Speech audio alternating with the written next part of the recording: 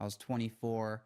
I couldn't stop slamming methamphetamine. I could not stop. And I don't know what happened. I caught a couple felonies on the way here. You know what I mean? Just like anybody. I had some possession charges, 3D. I got 3 DUI. And yeah, whenever I came out here this time, I was with my son's mom, and she was like, hey, I'm having a baby. And in that moment, I don't know what happened. It made me make a decision.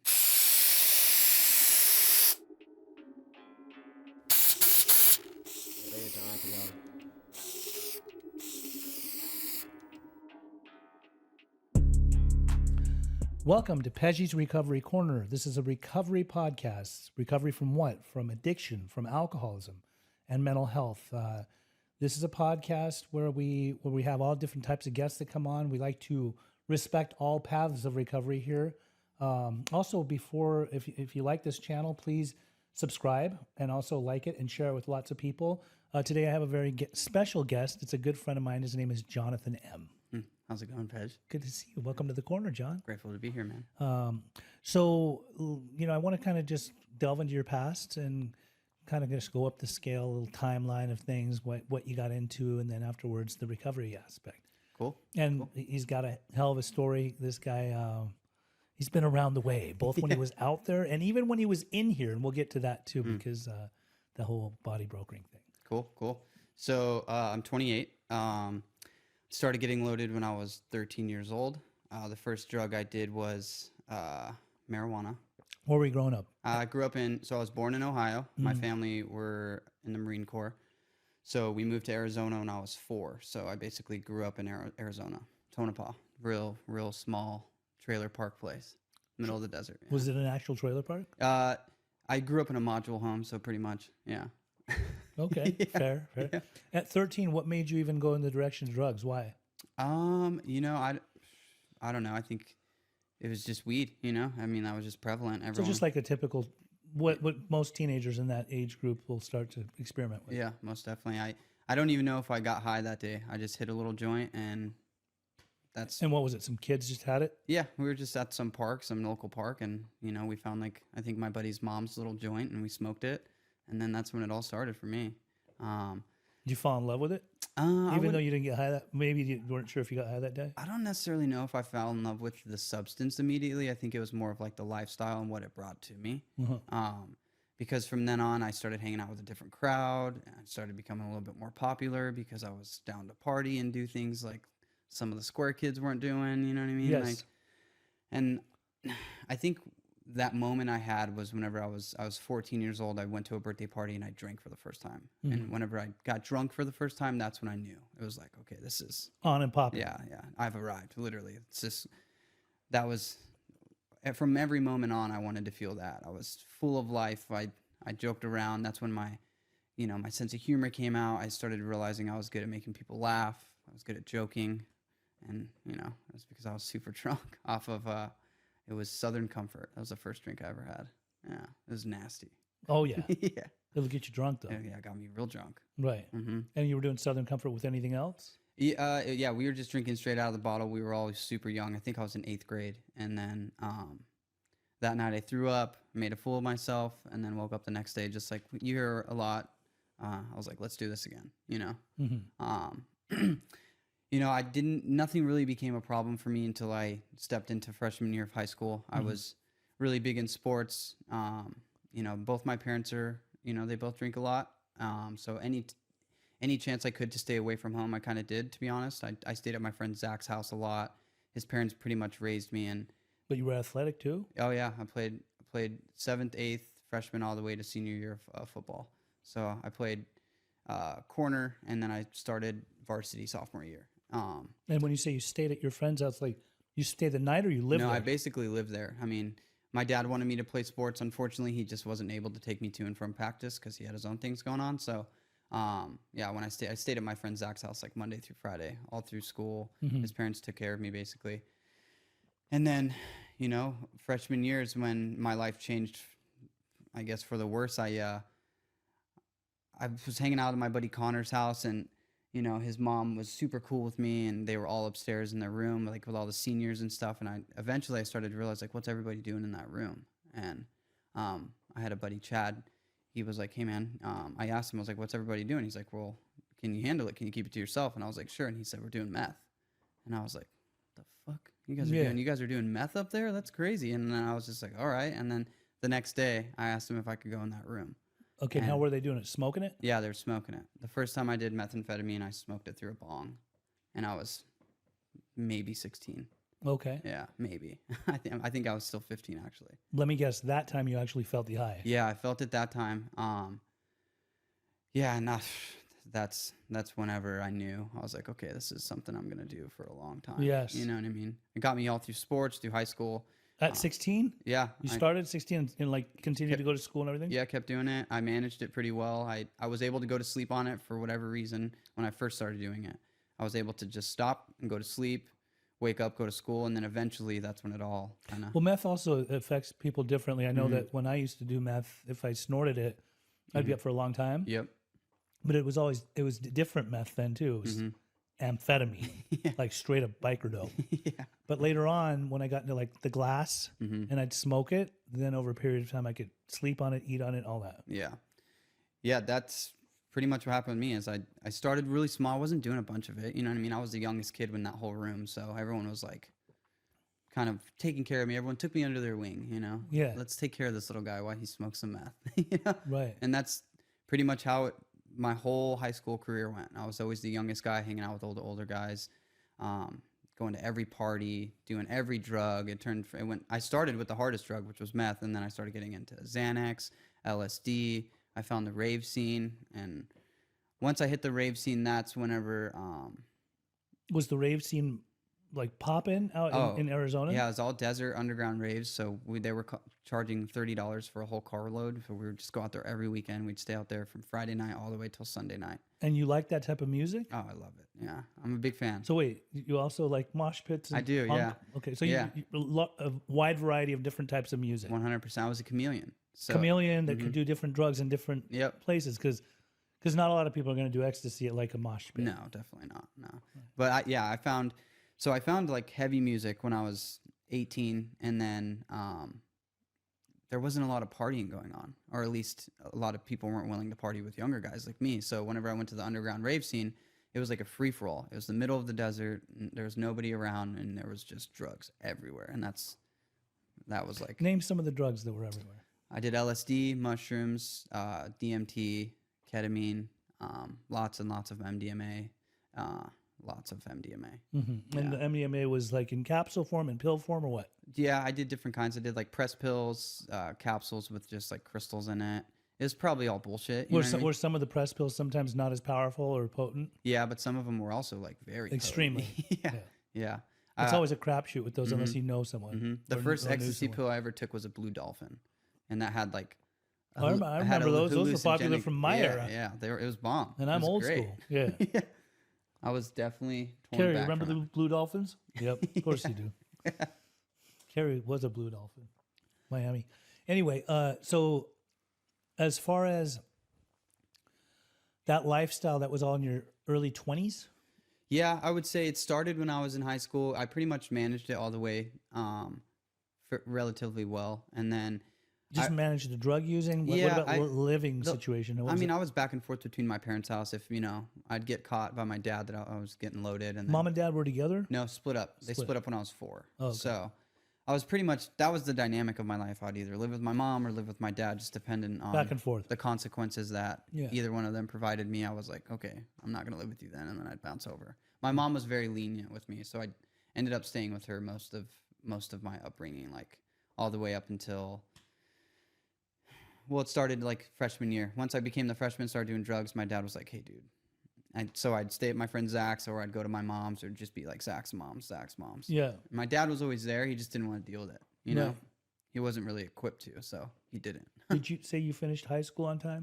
No, so I dropped out as a junior. I don't really have an excuse as to why. I just thought it was going to be the right move. And then I realized... that's not what I wanted to do. So I went back, and then I played senior year football at a different high school. It wasn't the same. I said, fuck this. And then I dropped out that year. So did you graduate? I got my GED in jail a little bit in the future. Okay. Yeah. The lifestyle that you had between homes and all that, were you working? My first job was at Baskin Robbins. So, I mean, maybe. I mean, how were you supporting your drug habit? It's good. I was selling Xanax. I started selling Xanax pretty hard when I was a junior. So I always Junior in high school. Yeah, junior in high school. We were getting them for like $2 a pill from the border. And these were real Xanax. They were Pharmapan? Yeah, Pharmapans. So they were bomb though. You know, everybody loved them, and I had. I mean, it's the same ingredients as regular Xanax. That's right. Yeah. Yeah. So yeah, I was always doing something, always selling something. I was very caught up in like the fast moving lifestyle, the partying. I was at every party, every high school house party, every rave. And living it between parents' houses. So Always. did you ever have to pay rent? No, not yet. You were kind of on easy street. Yeah. Yeah. And I'd always stay at friends' house too. Like I'm a very likable person, especially if you have something that I want from you. Yeah. I'm very good at manipulating you into like, hey, let me crash on your couch, man. You know, that was just me. Do you think you were a nice guy during these times, or were you kind of shady, or like what? Where was your heart? I don't necessarily know if I was shady. I think like I had good morals to me. I really do. To a certain extent. To a certain extent. At that time frame when I was like 16 to 20, I was like just trying to figure it out. I was young, you know, I was trying to figure it out. And then never really did any stealing or anything like that. Really wasn't my get down. It was more of like, let me just take everything from you and like milk you rather than just like steal from you. So it's kind of the same thing, just a different approach. Kind of like low-key scumbag. Yeah, I guess I was a scumbag kind of. Okay. Yeah. But then so whenever I turned 20, I met this girl. So this is like a big dynamic that kind of formed my whole process into getting into recovery. I met this girl. I was selling her Xanax. She was the one. Ended up getting her pregnant at 19, and then by the time I turned 20, full-blown crystal meth Xanax addict, no control over my life. Parents cut me off. So things happened pretty quick for me. Things went down pretty quick, you know, especially when there was a kid involved. So she had the baby. I couldn't stop getting loaded. I was high on coke whenever he was born. I was in the hospital room. Long story short, let's just say I completely fucked that whole thing up. You know, I ran it to the ground. You were shooting coke? Not yet. I didn't start using needles until I was 22. So this was after I lost the kid, the family, everyone cut ties with me. I started hanging out with the older crowd who was shooting drugs. So she took off with the kid? Yeah, she took off with the kid. I wasn't on the birth certificate, so she moved to Georgia. That was the last time I saw him. But yeah, and then I used that to like fuel everything that was going on with me. I was like, oh, she took my kid. You know, I played the victim card, you know. And then I remember right after he was born, that was whenever I was introduced to treatment. I came out to California I went to this super bougie place in California, and slow down for a second. Bougie. I want to catch up to this. Yeah. You were introduced to treatment because you were on your parents' insurance? I was, yeah. I was on my mom's federal policy. And what brought you to California? Why? Why California? Why California? Because my mom also struggles with the same stuff I struggle with. So she started going to treatment before me. My mom went to Iraq and Afghanistan and came back and then started drinking and stuff. So she went to treatment, found this really cool place, and then saw that I was struggling, and she was like, let me save you. So then she sent me to, The bougie place. the bougie place, yeah. Cliffside Malibu. Cliffside Malibu. Yeah. I thought you were going to say Passages. No, I didn't go there. I could have. I mean, they're kind of bougie in their own way, but Yeah. God, boy, do they have an ideology of what recovery is supposed to look like. Yeah. So you ended up going to this treatment center, and how long were you there for? 30 days. 30 days, and then I went home. And what was your experience like in treatment? It was very therapeutic, you know, a lot of massages, a lot of relapse prevention packets. No, it didn't take me to one meeting, so I didn't know what AA was yet still. Had no idea. So I just went through the motions, you know, and then I went home and tried to save and act like I was, you know, resurrected. I was a new Jonathan, and I got loaded within a week, and same thing. Back to square one. Back to square one. That was a pattern I did. I would go to treatment. This was before, so the whole treatment thing is important for me because I used treatment to get paid. So I was body brokered. Okay, but before you jump into that, because when you went to Cliffside Malibu the first time, Yeah. you were innocently going to treatment. Yep. There was nobody offering you money or anything Nope. like that. But then, well, how did the body brokering part? You know, I was thinking come into about that effect? last night because I knew we were gonna get into this, and I I don't remember the first time I was body brokered. I don't remember. I don't know how it happened. I don't know what happened, but Well, did you meet someone in treatment that enticed you? I think it was that. I think someone told me kind Somebody of how else it that was worked. brokered Yeah, someone else that was brokered. and brokering. Brokering, yeah. So all I know is I went somewhere for Because the I had first time. the guy John Schwab, who made the movie Body Brokers. Yeah. I had him on my podcast once, and he was some guy from Oklahoma that was out here in treatment and pretty much got caught up in the mix. It's cool that he went on to make a major motion picture about it. Yeah. But like he was in the shuffle. So this person, you don't remember who it was? No, I don't remember that person individually. No, I don't. I just remember when I got burned by him though. So it was a dumb move on my part. He sent me to some spot. I was there. Why did you get burned by him? He promised you a lot of money? Yeah, he promised me. I think it was like $4,000. And that's a lot of times those people will make these outrageous promises, and then it becomes like a bad drug deal. Yep. Like they'll then Burn you or give you like a small amount and say I'll give you the rest later. Yep. But here, let's go over here real quick. Yep. Because I mean, these guys that were doing it were just like me in the same boat with no sobriety, no recovery under their belt, but they're getting, incentivized with all this money, and then they're promising someone like me a bunch of money, but they're not even sober themselves. So yeah, it's like I did that for a couple months, kept getting burnt. How old were you at this time? I was 21 years old. Okay. So I was still young.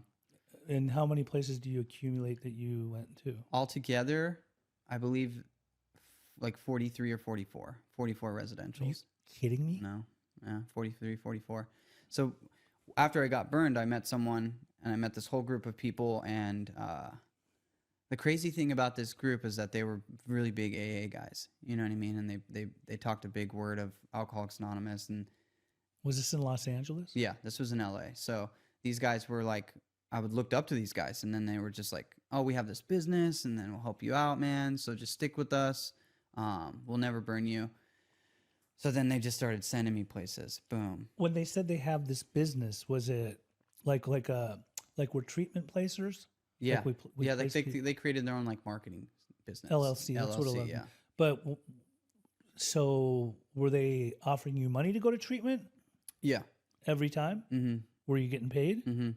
So now they're actually paying you. Yeah. Now I was making money. But was it big money or like $1,000 or a few grand or what was it? It started off low, and then it started getting more once I started. So learning. you had like what they would call a banger policy. Yeah, I did. Yeah. My mom was in the military, so 42 or 43 places is a lot of treatment centers. Yeah. You would think the insurance company would catch up to that. Yep. Be like, this guy's not getting well. Mm-hmm. So, but they didn't. No. And so how long were you staying in these places usually? So I know like the protocol when I was doing it was 21 billable business days. So as long as I was there for 21 days, Monday through Friday, those are the days you could be billed. I'm good. I can leave on day 22. And were they also telling you that on day 22 when you leave, we're going to need to get you loaded so we can put you in the next place? So it wasn't like that. It did turn into that. Like the last 6-7 months of me doing it, it definitely turned into that because. But these guys portrayed themselves as good AA guys. Yeah. So I don't get it. Yeah, me either. Me either. You mean they were actually going to tell you to go get loaded? Yeah. At the end of it, they were. How does that even morally sound right? That's just what it turned into out here for a long time. Was the greed of getting the money more important than to actually try to understand the mechanics behind the happenings? Oh, for sure. It was never about like me as an individual. It was about my insurance policy, you know? Did you ever, during this time, I mean, let's be real here, 42 treatment centers, there's got to be some kind of thought that crosses your mind at some point is this wrong? You know, at the beginning, I always knew it was wrong, you know? I think what happened is during that moment. You said you were raised on good morals. Yeah, I mean, I was, man. I think a lot of stuff got lost in translation, and I started getting money thrown at me, and then I was a full-blown meth addict. I was young. And with that type of money constantly coming in, it's like easier to go get high. Mm-hmm. Yeah, it's easier. I mean, as much as you want. You have plenty of money for it. Yeah, but what it turned into is I was going to these bougie places, and then they started realizing they could send me to these flop residentials that were just like shit, you know? Between the times of the 21 days that you would go to treatment, were you going immediately back to treatment, or were you staying in hotels, or what were you doing? I'd go back to Arizona. I'd go back Oh, to you Arizona. keep going back and forth. Yep, I'd go back and forth. I'd always take a Greyhound home. Boom. So this was happening over a period of years? Yeah, years, yeah. So from age 20, 21, all the way to 20. So 4 years. 4 years I went to almost 42, 43 spots, man. And this was that same organization that was constantly helping you, or were you? No, it started with one place, and then it turned into another place, and then it turned into just one guy. Yeah.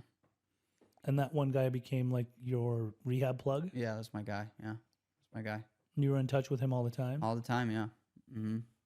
So you go back to Arizona for how long? Until I ran out of money and I was strung out again and scared. Oh, so every time you'd be getting this money, you'd have a bunch of money and say, okay, I'm going back. Going back, yep. Getting loaded. Yeah, I mean, I always wanted to like not do it, you know, because it sucks. Like sitting in residential, it's the worst thing ever if you don't want to be there, you know? Right. It's redundant. You were that guy. Yeah, I was that guy. Nobody could probably ever get through to. Mm-hmm. But I was always on my best behavior. I was a treatment All-American. So you knew how to act right, but you internally were miserable because you're not there for the right reasons. Exactly, yeah. And it just got worse and worse, man. It just Did you ever, like, during any of those times, maybe have a therapist that you opened up to and said, like, I hate my life, or I can't believe I'm living a certain type of life, but not really actually telling them the truth? You know, no, probably not. I mean, if I was actually telling the truth, I think that I would have changed my life in some aspect, but I just kept doing the same thing. You weren't ready to get honest with yourself.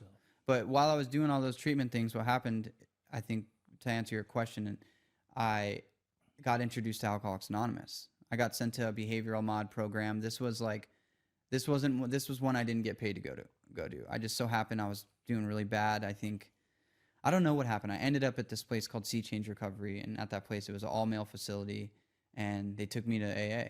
And that's whenever the seeds started getting planted for me. And in the beginning, from what I remember with Sea Change, especially with Josh Lazy, he was like he was a real one. Mm-hmm. Yeah, he was. No nonsense. No nonsense. He wasn't afraid to hurt your feelings and no, definitely not. I think that was the only place I really went. So that was behavioral mod? Yeah. Even though it was a treatment center? Yeah, it was behavioral mod for sure. We had chores. We had, just for the fellas, we'd get grouped. We had to do. They did they grouped us. People? Oh yeah, for sure. So you know about that. Oh yeah. I needed it, That's why a lot of people that don't agree with my style of recovery, they don't understand it. That's what I got sober in. Yeah. It was like no nonsense. You get grouped. Yep. I mean, it wasn't that gnarly. I know that Sea Change was super gnarly when they first opened, and I was kind of at the tail end of it, but it was still what I needed. I didn't stay sober. I think I put it together 4 months, but you got to get a different flavor of how real recovery is working, as opposed to a lot of places that are just going to bring you in. Yeah, give you a pat on the back for treatment. Yeah. It's okay. Please don't AMA. Yeah. What can we get you to? What can we do for you to get you to stay? Yeah. Yep. Yeah, and then I don't know what happened. Is I went to another spot out here in Orange County, and then that's when everything changed. I got sent to Trevita. Recovery no longer operational. I wonder why. For many reasons. Yeah, for many reasons. And yeah, I don't know. I met this girl. Long story short, she got her pregnant. Was getting super loaded. It's important I talk about this part because it's like I'd started partying. It was really fun. It would get a little bit bad. I'd go to treatment, and then it'd get a little bit worse, and then I'd go back to treatment, and then it just got really, really bad for me. I was 24. I couldn't stop slamming methamphetamine. I could not stop. And I don't know what happened. I caught a couple felonies on the way here. You know what I mean? Just like anybody. I had some possession charges. I got 3 DUIs. And yeah, whenever I came out here this time, I was with my son's mom, and she was like, "Hey, I'm having a baby." And in that moment, I don't know what happened. It made me make a decision. You know what I mean? Like at that moment, I was super spun out. I was sucked up. I was like 80 pounds. I had pick marks all over my face. I was up for a long time. I don't know. They say I'm a big AA guy, so I'm going to talk about AA. I stood at the turning point. Before I even knew what the turning point was, I stood there. You know what I mean? And like I made the decision, and I was like, let me try this out, man. My insurance was going to be burnt. I was 24, so I didn't have much more really going on in my life. Actually, it lasts till you're 26. Oh, really? Yeah. You had another year to go, but I think you just had a little wake-up call. I had a wake-up call, yeah. I didn't want to keep doing this because, like I said earlier, I have a 7-year-old I didn't even know. because of the same thing. It's like, am I going to keep doing this? You Yeah. know what I mean? And Enough was enough. enough was enough. Yeah. So, I got to work, man. I got to work while I was in residential. I went to Laguna Shores Recovery, and that place saved me, dude. They were super awesome to me. They took me in. I was very smoked out. I was scared of everybody, and they had the best staff there. They sat with me. They talked with me. Scared of everybody in what sense? I didn't trust anybody because I just started hanging out with the worst guys, and then the whole body brokering thing, was all up in the air. Everybody was aware of what was going on, man. I didn't trust anybody. A lot of people that I really cared about stopped talking to me. It just... Because they knew you were caught up in that riffraff? Yeah. Mm-hmm. But the only thing that stuck out in all these years is I started acquiring all these friends in AA who would always reach out to me and ask me how I'm doing. And the seed was there, and I knew eventually I was going to have to do something because I couldn't keep getting loaded. So that's what happened. I lost my mind, went to the psych ward, got out, got loaded one more time, and then I booked it out to California. And then that's kind of where the story starts for me with, this journey. My sobriety date's July 3rd, 2020. So I'm coming up on 4 years. Coming up on 4 years, you're 28 years old now? 28. I started noticing you in a circle of friends. We used to have a large circle of friends, a bunch of guys that were super young that were really on fire for recovery. Some of them went in different directions. I know you were very close with some of them. I was close with some of them too.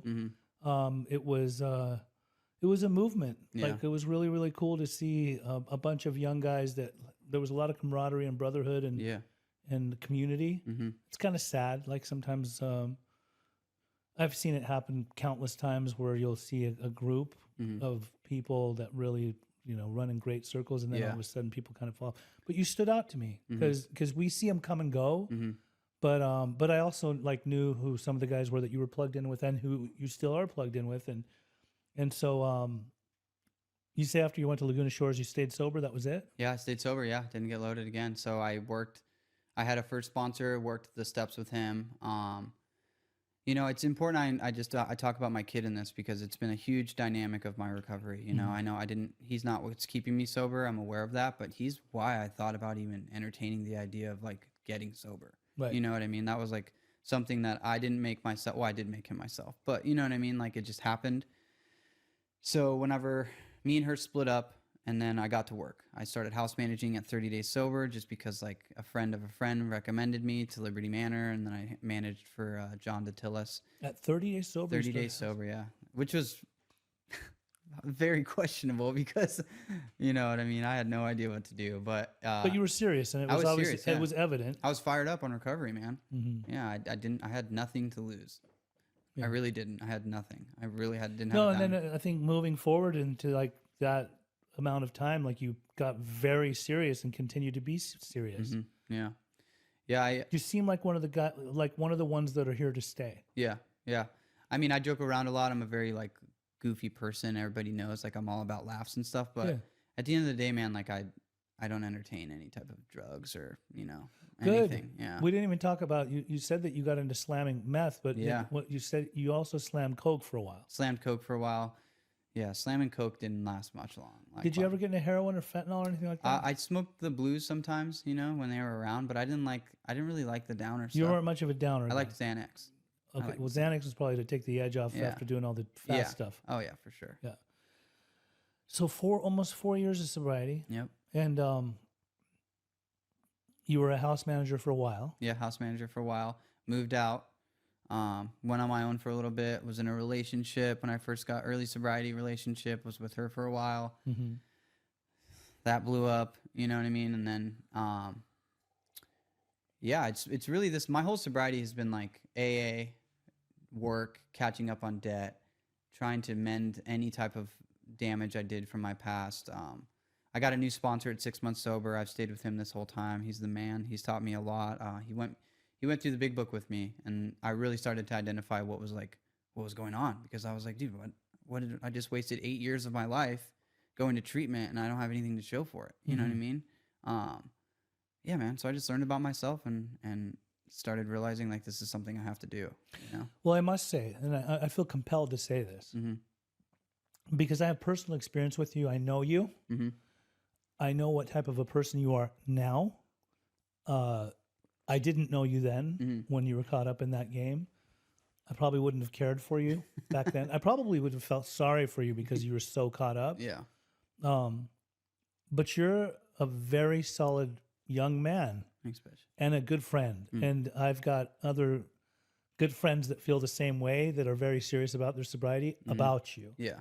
So like, I've put a lot of trust into you, and there's many reasons for that, because you demonstrate what recovery is all about. You're one of, so sometimes when I'm talking to a group of people that are newly sober or even been sober for a little while, I often tell them that, you know, if you see people doing things that aren't conducive to their recovery or your recovery or anyone else's recovery, and you consider those are your friends, if you turn a blind eye to somebody's shortcomings, you're just as bad as them. Yeah. I agree. You're not a true friend. A true friend will tell you the truth, even if it hurts your feelings. I agree. Right? And if it hurts your feelings, it says a lot about your recovery. Like if you continue to let it hurt your feelings or lack thereof, right?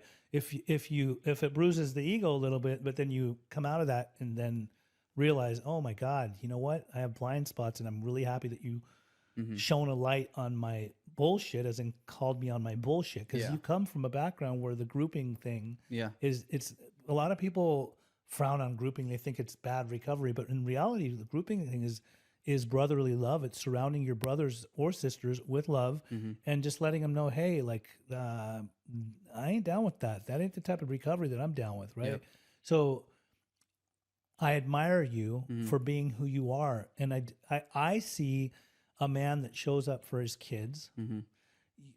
Countless flights that before you were taking flights to come to treatment in California to be brokered. Now it's countless flights to different parts of our country to go see your kids. And I think this is remarkable for me, and especially my girlfriend too. She loves little kids. We get a certain type of joy out of seeing your social media, you holding your baby, like playing with your kid, and that's what it's all about. That kid would have missed it all because you would have missed it all. For sure. Yeah, it's been exactly 3 years of me flying to Austin, Texas every single month to see him. Only 4 hours Saturday, 4 hours Sunday, which is like, I didn't know what was going to end with all that. You know what I mean? Like, I had no idea what the plan was or what was. I had no idea. I just did it, and I just showed up, and I never missed a visit, not one time. And you know, a lot of things have happened, a lot of change in my life, and I got a new job recently, and it's all coming full circle for me. I have big plans for the future. I'm moving to Florida, and August 1st, I'll be out of here. So I got 50% custody of him, of Rowan. So him and his mom are moving to Florida, and you know, I'm going with. So. And I love that you got that new job. I know it's for primary mental health, doing admissions for them.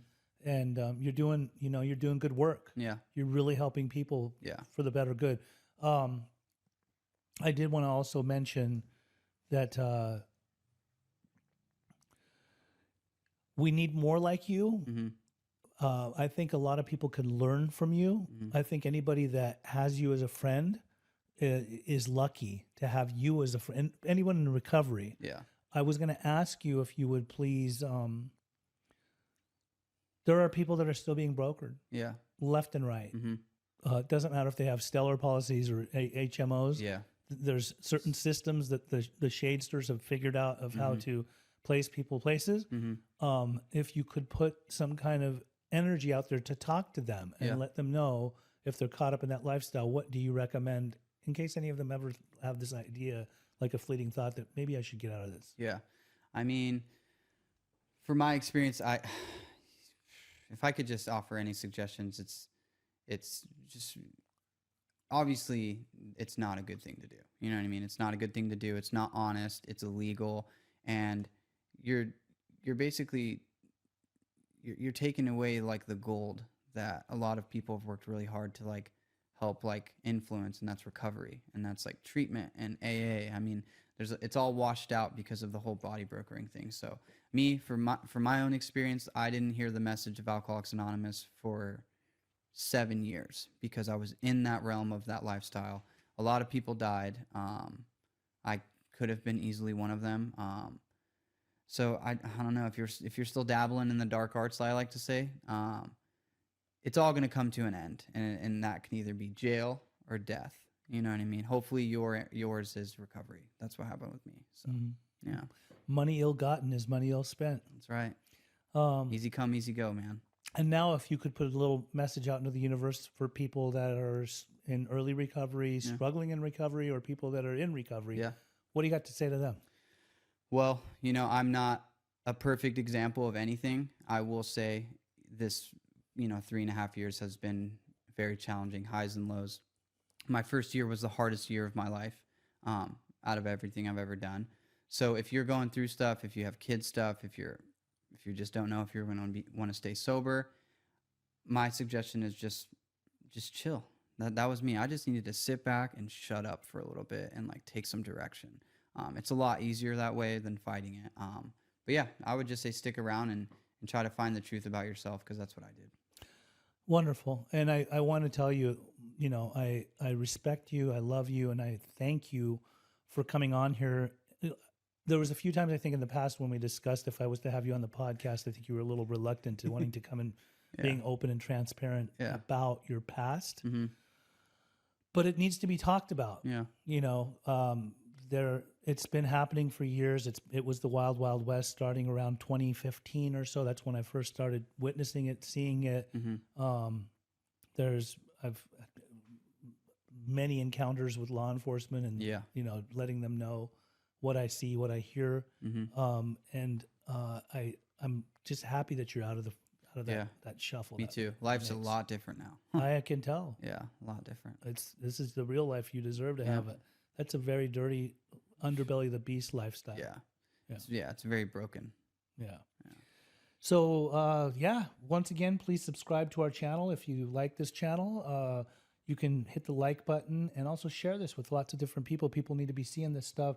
Educate yourselves. There's a lot of dirty stuff that goes on in the treatment world too. There's a lot of good treatment out there as well.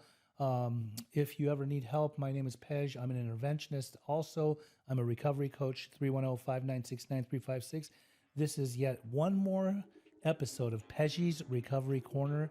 And until we meet again.